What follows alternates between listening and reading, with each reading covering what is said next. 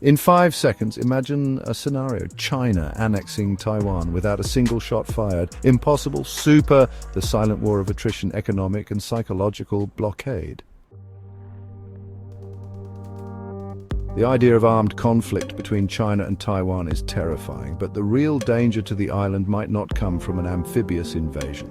The People's Republic of China, PRC, possesses a panoply of tools that, if skillfully wielded, could exhaust Taiwan and eventually lead to its surrender without the need for direct military confrontation. The first and most potent instrument would be a comprehensive economic blockade. Taiwan, although a technological powerhouse, is an island and critically depends on maritime routes for imports and exports. A naval blockade, even if non-hostile in the sense of no shots being fired, could be devastating. The PRC could, for instance, declare vast maritime and aerial exclusion zones around Taiwan, citing prolonged military exercises or security measures. This would strangle the island's trade. Imagine merchant ships, oil tankers, and cargo vessels being diverted or prevented from approaching Taiwanese ports. Insurance costs for ships daring to break the blockade would skyrocket, making trade unfeasible. Supermarket shelves would begin to empty, factories would halt due to a lack of raw materials, and the export of Taiwanese products, including vital semiconductors for the global economy, would cease.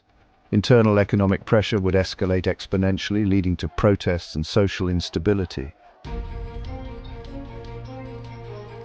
In parallel, China could launch a massive and continuous cyber war.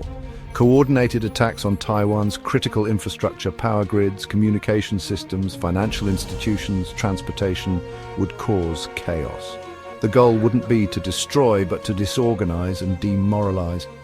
Constant disruptions to daily life, coupled with economic scarcity, would erode the public's trust in the government. The psychological dimension of conquest without a shot is equally crucial. China would invest heavily in influence and disinformation operations.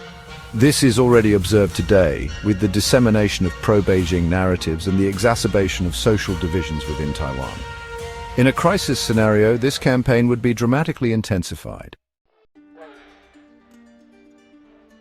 Social media would be flooded with fake news, conspiracy theories and propaganda aimed at undermining public morale and the legitimacy of the Taiwanese government.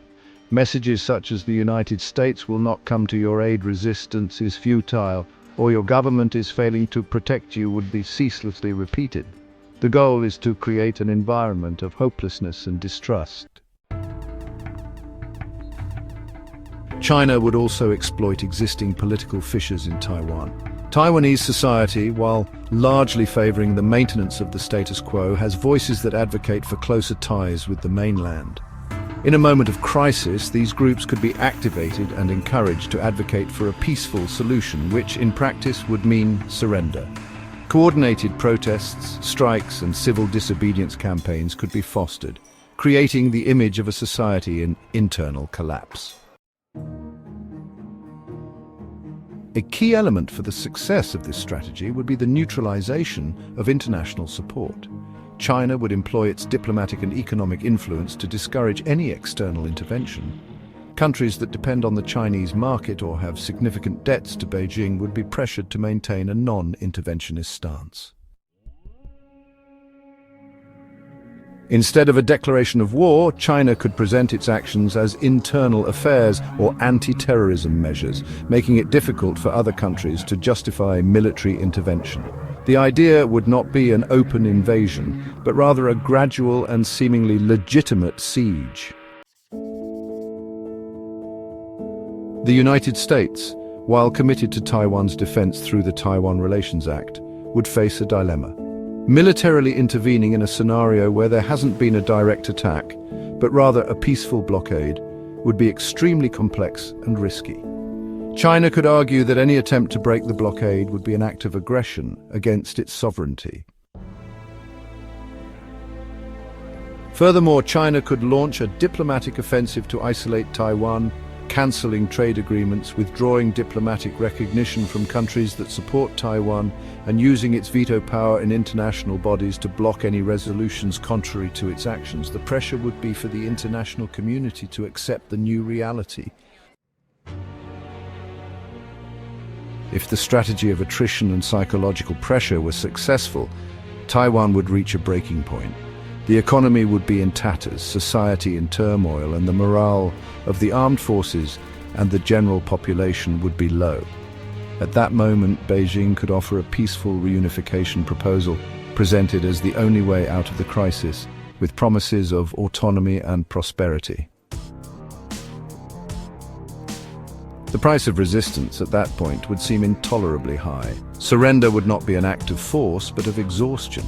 China would have conquered Taiwan not with tanks and fighter jets, but with a combination of economic coercion, psychological warfare, and diplomatic isolation. The post-annexation scenario without a shot fired would be complex. Beijing would have to deal with a population that, while exhausted, would not necessarily be happy with the new reality. The promise of one country, two systems would be tested to its limit, and the eventual assimilation of Taiwan into the mainland would be a gradual and potentially tumultuous process, but achieved without the condemnation and casualties of a military conflict. Is this a warning or a remote hypothesis? It is a scenario that challenges our perception of war and forces us to reflect on the vulnerabilities of a modern nation. What do you think? Would this be the most likely strategy?